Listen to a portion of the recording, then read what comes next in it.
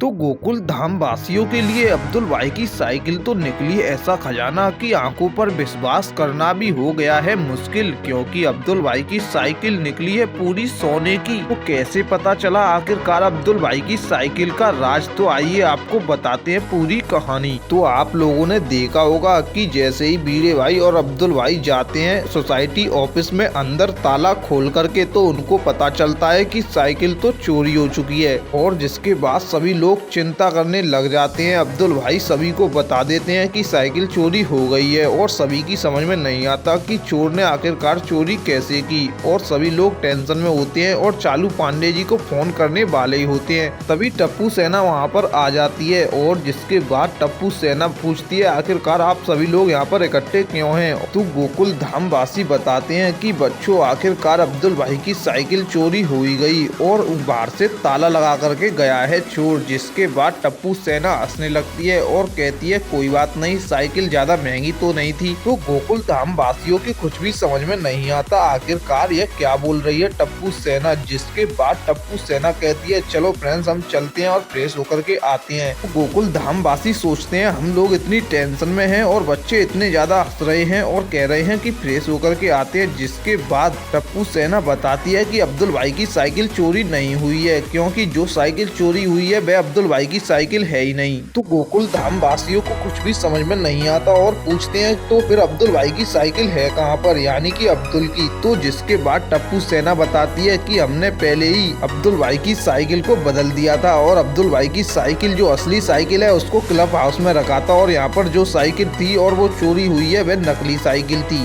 और तभी सभी गोकुल धाम वासी खुश हो जाते हैं और कहते हैं अब चोर को बहुत बड़ा झटका लगने वाला है, क्योंकि उसको पता चलेगा उसने जो साइकिल चुराई है वह नकली है। और दूसरी तरफ चुन्नी लाल बड़ा ही खुश हो रहा है कि साइकिल उसके पास आ गई है, लेकिन उसको पता चलेगा कि साइकिल तो चोरी करने के बाद भी नहीं आ पाई है, क्योंकि वह साइकिल तो नकली है। और फिर गोकुल धाम वासी सोचते हैं आखिरकार ऐसा क्या है इस साइकिल में कि इस साइकिल को वह किसी भी तरीके से अपने पास ले जाना चाहता है और इस साइकिल को किसी भी कीमत पर और अब तो चोरी कर करके ले जाना चाहता है। और ले भी गया, लेकिन वह साइकिल नकली ले गया है। तो हमको अब्दुल की साइकिल का राज तो पता लगाना ही होगा। जिसके बाद गोकुल धाम वासी अंदाज लगाते हैं जरूर होना हो इस गधे के निशान में ही कुछ ना कुछ ऐसा है। तो गोकुल धाम वासी सोचते हैं इस गधे के निशान के पीछे कुछ ना कुछ छुपा हुआ है। तो वह उस गधे के निशान को घिसने लगते हैं। टप्पू सेना घिसने लगती है। जिसके बाद साइकिल उस जगह से थोड़ी सी पीले कलर में यानी कि सोने के कलर में निकल करके आती है। और जिसके बाद टप्पू सेना पूरी साइकिल को घिसने लगती है और देखते देखते पूरी साइकिल सोने की होती है। और गोकुल धाम वासियों को देख करके यह विश्वास नहीं होता कि साइकिल पूरी सोने की है। और जिसके बाद साइकिल का राज सबके सामने आ गया। आखिरकार देखना होगा कि अब क्या करेंगे गोकुल धाम वासी अब्दुल भाई की साइकिल का, क्योंकि साइकिल सोने की है। क्या अब्दुल भाई बुलाएंगे चालू पांडे जी को? और आप बताइए कमेंट में कि गोकुल धाम वासियों को क्या करना चाहिए सोने की साइकिल का।